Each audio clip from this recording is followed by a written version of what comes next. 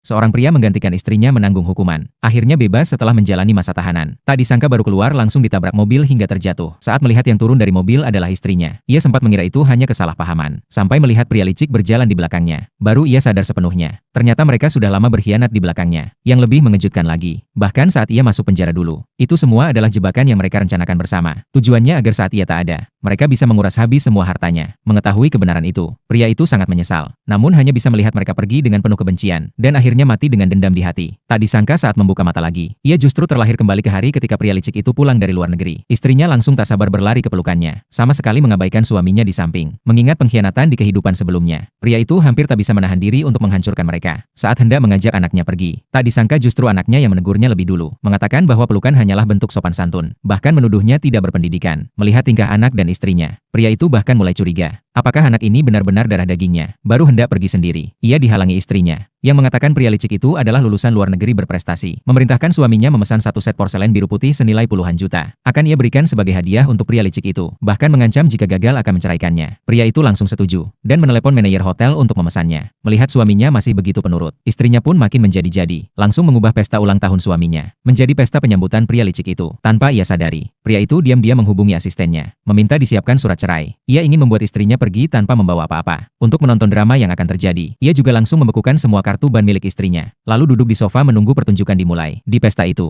putri pria licik menolak hidangan daging, menganggap itu akan menyakiti hewan, bersikeras agar semua orang hanya makan salad. Anak lelaki pria itu langsung mendukung putri pria licik tanpa pikir panjang, dan istrinya pun memanjakannya habis-habisan, menganggap itu adalah kebebasan gaya hidup luar negeri, bahkan mengganti semua hidangan sesuai permintaan gadis itu, lalu memerintahkan pelayan membuka satu botol minuman keras seharga 100.000 untuk setiap orang. Katanya ingin merasakan budaya maju luar negeri. Para tamu merasa muak melihat tingkahnya yang sok, apalagi uang yang dipakai adalah uang suaminya. Tanpa mereka tahu, pria itu sudah menerima telepon dari asistennya, memastikan semua kartu ban istrinya sudah diblokir. Ia pun tenang. Tak lama kemudian, porselen yang dipesan untuk pria licik diantarkan. Namun putri pria licik tak sengaja menjatuhkan satu hingga pecah. Saat tahu satu porselen saja bernilai 10 juta. Semua orang terkejut tak bisa berkata-kata. Istrinya justru santai saja, bahkan mengambil satu lagi dan menghancurkannya, sambil mengajari anaknya untuk meniru. Porselen yang utuh pun hancur berkeping-keping. Manajer langsung meminta ganti rugi 20 juta. Barulah istrinya ingat pada suaminya sebagai mesin uang, memerintahkannya segera membayar. Saat pria itu menolak, ia malah merasa suaminya tak tahu terima kasih. Bahkan berkata ini adalah kesempatan baginya untuk berbaikan. Namun pria itu tak menggubris. Saat tak ada pilihan lain, istrinya mengeluarkan kartu hitam milik pria itu. Namun berkali-kali gagal digunakan karena diblokir. Saat itulah ia sadar semua kartunya sudah dibekukan oleh suaminya. Melihat jika tak membayar, ia akan ditahan. Ia pun meminta bantuan pada pria licik itu. Namun dia malah mencari alasan untuk pergi bersama putrinya. Tapi dihadang manajer. Tidak ada yang boleh pergi sebelum membayar. Dalam kepanikan, istrinya mengeluarkan cincin giok naga bernilai 50 juta, mengatakan akan menggunakannya untuk membayar. Manajer langsung mengenali itu barang asli, dan setuju. Namun